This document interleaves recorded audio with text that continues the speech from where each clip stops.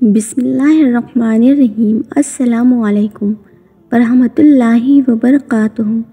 پیارے بھائیوں اور بہنوں، آج کی اس مبارک ویڈیو میں ہم بات کریں گے اللہ کی طرف سے دی گئی ان 30 نصیحتوں کے بارے میں جو ہماری ماؤں اور بہنوں کے لیے جاننا بہت ضروری ہے۔ کل کی ویڈیو میں ہم نے 20 اہم ترین نصیحتوں کے بارے میں تفصیل سے جانا، اور آج کی اس خاص ویڈیو میں ہم اس کے آگے کی نصیحتوں کے بارے میں جانیں گے۔ جس نے کل کی ویڈیو نہیں دیکھی وہ دیکھ لے جا کے، اس کا لنک ڈسکرپشن باکس میں لگا دوں گی، آپ وہاں جا کے دیکھ لینا۔ اس ویڈیو میں ہم آپ کو تفصیل سے بتائیں گے کہ یہ 30 نصیحتیں کون سی ہیں، ان کی فضیلت کیا ہے اور ہمیں کیسے اپنی روزمرہ کی زندگی میں ان کا احترام اور عمل کرنا چاہیے۔ اس لیے ویڈیو کو آخر تک ضرور دیکھیے گا، اور اس ویڈیو کو اپنے دوستوں اور رشتہ داروں میں زیادہ سے زیادہ شیئر کریں تاکہ سب کو ان مبارک نصیحتوں سے فائدہ ہو سکے۔ تو ویڈیو کو شروع کرتے ہیں۔ نمبر 21، دوسروں کی باتیں کرنے سے بچنا۔ اے میری بہنوں، اپنی مجلس کو غیبت، چغلی اور فضول باتوں سے پاک رکھنے کی عادت بناؤ، کیونکہ یہ انتہائی بری اور ناپسندیدہ عادت ہے، اور ڈرتی رہو کہ کہیں اس کے برے انجام اور سزا کو لپیٹ میں نہ آ جاؤ۔ اللہ رب العزت کا فرمان ہے، تم میں سے کوئی کسی کی غیبت نہ کرے۔ کیا تم میں سے کوئی اپنے مردہ بھائی کا گوشت کھانا پسند کرتا ہے؟ تمہیں اس سے کراہت آئے گی۔ نمبر 22، مجلس میں کسی کو ڈانٹنا نہیں۔ کسی کی مجلس میں اگر کسی کی زبان سے غیر مناسب کلمات نکل جائیں یا کوئی غلطی ہو جائے تو آپ اس کی اصلاح ضرور کریں، لیکن وہی لوگوں کے سامنے نہیں بلکہ مجلس کے اختتام پر اکیلے میں بڑی نرمی کے ساتھ اسے سمجھا دینے میں آپ کا فرض بھی ادا ہو جائے گا اور اس کی اصلاح بھی ہو جائے گی۔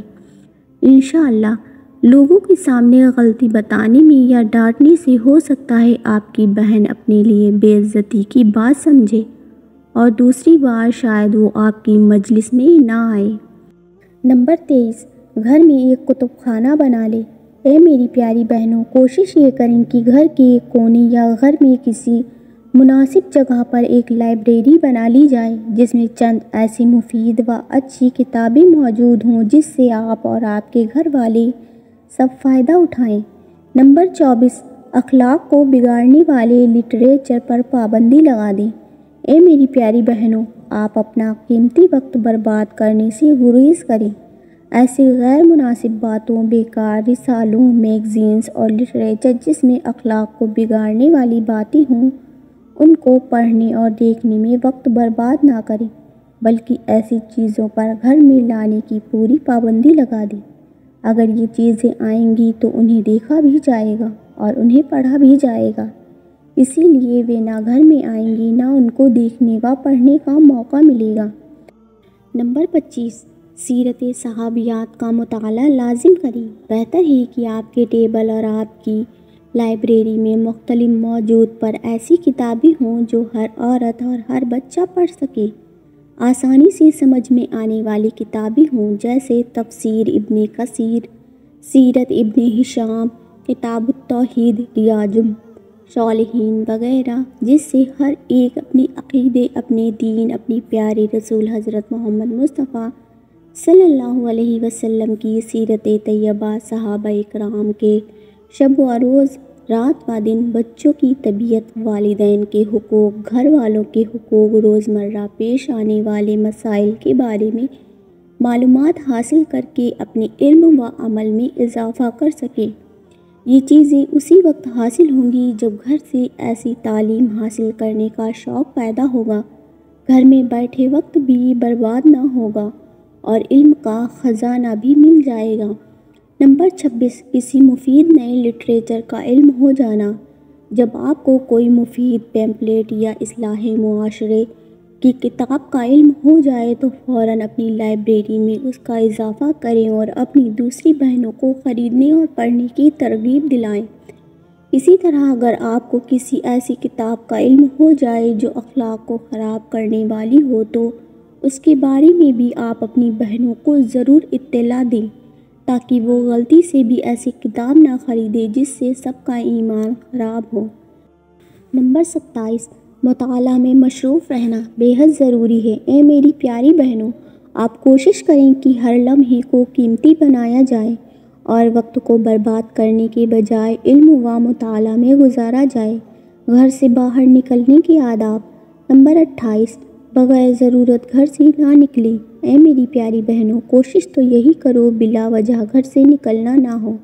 ہاں، اگر کوئی ضروری کام پڑ جائے اور باہر جانا ضروری ہو تو گھر والوں کے مشورے کے بعد بہت ہی مختصر وقت کے لیے جس میں کام مکمل ہو جائے نکلا جا سکتا ہے۔ ضرورت سے زیادہ آپ کا گھر سے باہر رہنا مناسب نہیں۔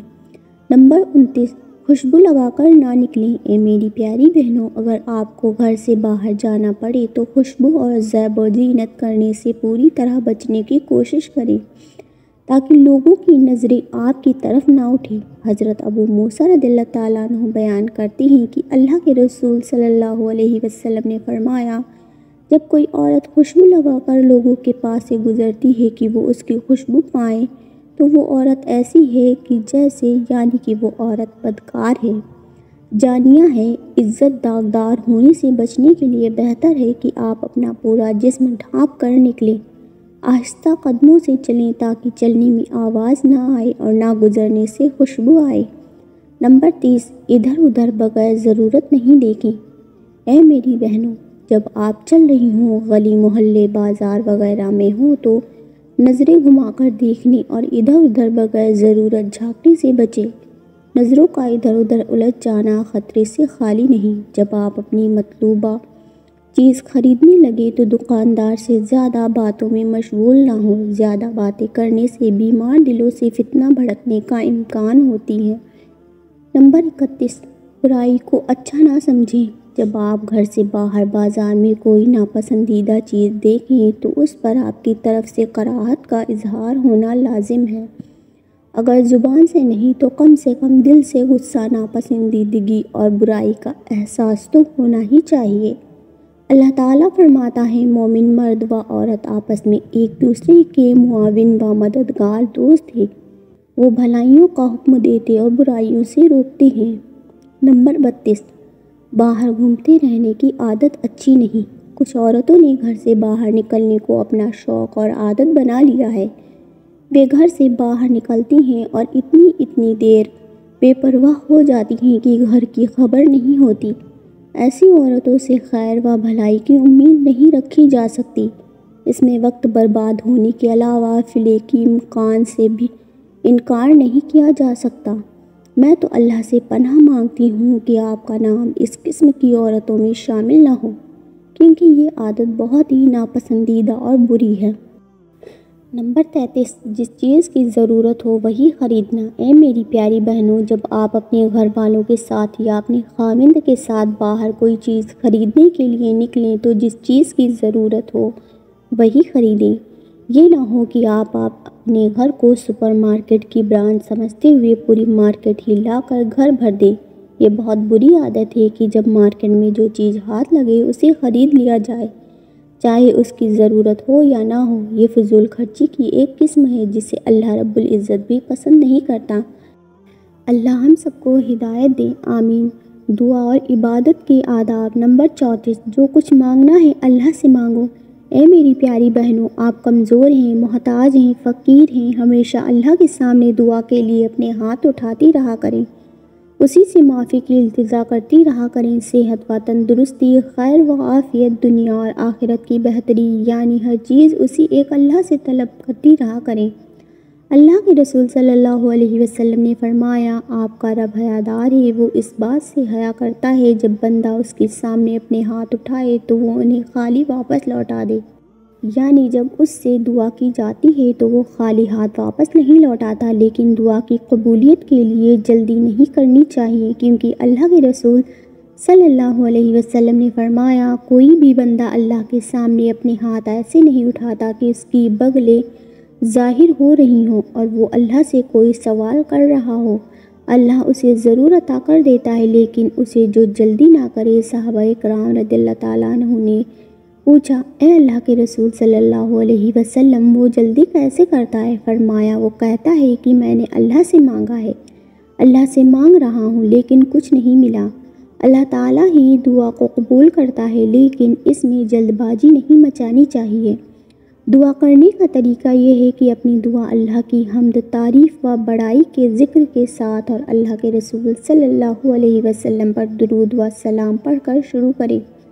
جب دعا پوری کریں تو تب بھی اسی طرح حمد و ثنا اور درود شریف پڑھیں۔ جب بھی اللہ سے کچھ چاہیے تو سچے دل اور پوری توجہ سے اللہ سے مانگیں۔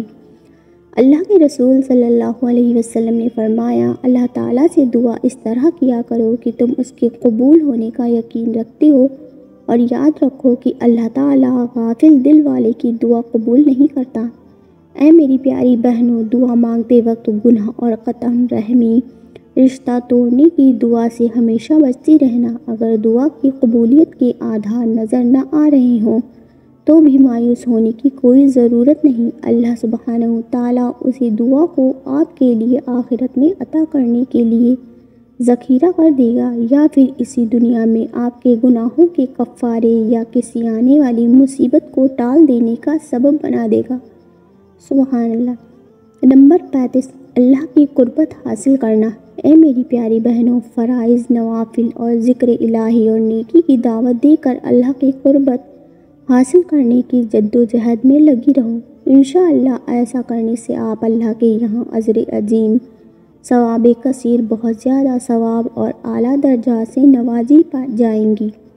اللہ کریم آپ کو اپنی ایسے نیک بندیوں کی صف میں شامل کرے گا جن کو نہ اس دنیا میں کسی کا خوف ہوگا اور نہ آخرت میں کوئی پریشانی ہوگی۔ اللہ جس کی چاہے اس کی دعائیں قبول کرتا ہے، اس کی پریشانیوں اور غموں کو دور کرتا ہے اور ان کے دل اطمینان و سکون اور راحت سے بھر دیتا ہے۔ اللہ کی پیاری رسول حضرت محمد مصطفیٰ صلی اللہ علیہ وسلم نے ارشاد فرمایا، اللہ خالق کائنات کا فرمان ہے کہ جس نے میری کسی ولی سے دشمنی کی اسے میری طرف سے اعلان جنگ ہے، اور میرا بندہ جن جن عبادتوں سے میرا قرب حاصل کرتا ہے اور کوئی عبادت مجھ کو اس سے زیادہ پسند نہیں ہے جو میں نے اس پر فرض کی ہے، یعنی فرائض مجھ کو بہت پسند ہے جیسے نماز، روزہ، حج، زکوٰۃ، اور میرا بندہ فرض ادا کرنے کے بعد نفل عبادت کر کے مجھ سے اتنا نزدیک ہو جاتا ہے کہ میں اس سے محبت کرنے لگ جاتا ہوں۔ پھر جب میں اس سے محبت کرنے لگ جاتا ہوں تو میں اس کا کان بن جاتا ہوں، جس سے وہ سنتا ہے، اس کی آنکھ بن جاتا ہوں، جس سے وہ دیکھتا ہے، اس کا ہاتھ بن جاتا ہوں، جس سے وہ پکڑتا ہے، اس کا پاؤں بن جاتا ہوں، جس سے وہ چلتا ہے، اور اگر وہ مجھ سے مانگتا ہے تو میں اسے دیتا ہوں۔ اگر وہ کسی دشمن یا شیطان سے میری پناہ کا طالب ہوتا ہے تو اسے محفوظ رکھتا ہوں۔ نمبر 36، دینداروں سے تعلقات بڑھائیں۔ اے میری پیاری بہنوں، جب آپ ایسی عورت کو دیکھیں جو دین کی پابند اور رب کا حکم ماننے والی ہے تو آپ کو اس سے تعلقات بڑھانے چاہیے، اس سے محبت کا اظہار کر کے اسے اپنی دوست بنا لیں، کیونکہ اللہ کے لیے محبت کرنے کے بہت فائدے ہیں اور اس کے علاوہ اللہ کا تقرب بھی حاصل ہوتا ہے۔ اللہ کے رسول صلی اللہ علیہ وسلم نے فرمایا، اللہ تعالیٰ فرماتا ہے، میری تعظیم کے لیے جو آپس میں محبت کرتے ہیں ان کے لیے نور کے ممبر ہوں گے، انبیاء اور شہداء ان پر رشک کریں گے۔ نمبر 37، اپنے وقت کی قدر کریں۔ اے میری پیاری بہنوں، اگر آپ اپنے وقت کی صحیح طریقے سے تقسیم نہ کریں گی تو وقت ہاتھ سے نکل جائے گا۔ آپ طالبہ ہیں یا گھریلو عورت، کچھ بھی ہو، آپ کو اپنے قیمتی وقت کا اہتمام کرنا ہی ہوگا۔ قرآن پڑھنا ہے، حدیث کی معلومات لینی ہے، اپنے اسکول یا مدرسہ کے دروس یاد کرنے ہیں، گھر کے کام کاج، عزیز و اقارب، والدین، خاوند کی خدمت اور رات و دن کے اذکار کے لیے بھی وقت نکالنا ہے۔ اگر وقت کو صحیح استعمال نہ کیا تو پھر وقت کے برباد ہونے میں تو کوئی شک نہیں، لیکن اس سے آپ کو حسرت و ندامت، شرمندگی کے سوائے کچھ حاصل نہ ہوگا۔ نمبر 38، رزق اور عمر میں برکت کا سبب۔ اپنے رشتہ داروں کے یہاں آنے جانے میں برکت ہے، ان کی زیارت کرنا عمر میں زیادتی کا اور رزق میں برکت کا سبب ہوتا ہے۔ آپ کو چاہیے کہ اپنے اقربا اور رشتہ داروں کی زیارت کو فائدہ مند بنائیں، انہیں بھلائی کی باتوں کی تلقین کریں، ناپسندیدہ اور اخلاق رذیلہ والی باتوں سے خود بھی گریز کریں اور اقربا کو بھی بچنے کی تلقین کریں۔ حال و احوال پوچھنے کی مجلس میں ہی انہیں ان فتنے میں ڈالنے والی چیزوں کے انجام سے ڈرا دیں۔ آپ کا اپنے عزیز و اقارب کی زیارت کرنا خیر و برکات کے نزول و حصول کا سبب بن جاتا ہے۔ اللہ کے رسول صلی اللہ علیہ وسلم نے فرمایا، جسے پسند ہے کہ اس کا رزق بڑھے اور اس کی عمر لمبی ہو، وہ صلہ رحمی کیا کرے۔ نمبر 39، گناہ پر فخر نہ کریں۔ اے میری پیاری بہنوں، آپ کو اللہ کے احکام کو زیادگی، ان کی مخالفت کرنے اور ان میں سستی کرنے کا عادی اور مغرور نہ بنا دے۔ کوئی وقت آئے گا کہ اپنی جان پر ظلم کرنے والا انسان غصے سے اپنے ہاتھ کاٹ کر کھائے گا اور مومن اپنی نجات پر خوشی کے اظہار سے اپنا ہاتھ لہرا رہا ہوگا۔ قرآن کریم میں اللہ سبحانہ تعالیٰ فرماتا ہے، جسے اس کا نامہ اعمال اس کے دائیں ہاتھ میں دیا جائے گا تو وہ کہے گا کہ یہ لو میرا نامہ اعمال پڑھو، مجھے تو پکا یقین تھا کہ مجھے اپنا حساب ملنا ہے۔ لیکن جس نے اپنے آپ پر ظلم کیا ہوگا وہ اس وقت کی سختی اور ہولناکیوں کو دیکھ کر کچھ نہ کر سکے گا سوائے اس کے کہ وہ کہے گا کہ کاش میں اللہ اور اس کے رسول صلی اللہ علیہ وسلم کی بات کو مان لیتا اور مجھے ایسا انجام دیکھنا نصیب نہ ہوتا۔ نمبر 40، اپنے دل میں رحم اور نرمی پیدا کریں۔ حضرت ابو ہریرہ رضی اللہ تعالیٰ عنہ سے روایت ہے کہ رسول اللہ صلی اللہ علیہ وسلم نے فرمایا، ایک شخص راستے میں چل رہا تھا کہ اسے بہت تیز پیاس لگی۔ اسے ایک کنواں ملا اور اس نے اس میں اتر کر پانی پیا۔ جب باہر نکلا تو اس نے وہاں ایک کتا دیکھا جو ہانپ رہا تھا اور پیاس کی وجہ سے تری کو چاٹ رہا تھا۔ اس شخص نے کہا کہ یہ کتا بھی اتنا ہی زیادہ پیاسا معلوم ہو رہا ہے جتنا میں تھا۔ چنانچہ وہ پھر کنویں میں اترا اور اپنے جوتے میں پانی بھرا اور منہ سے پکڑ کر اوپر لایا اور کتے کو پانی پلا دیا۔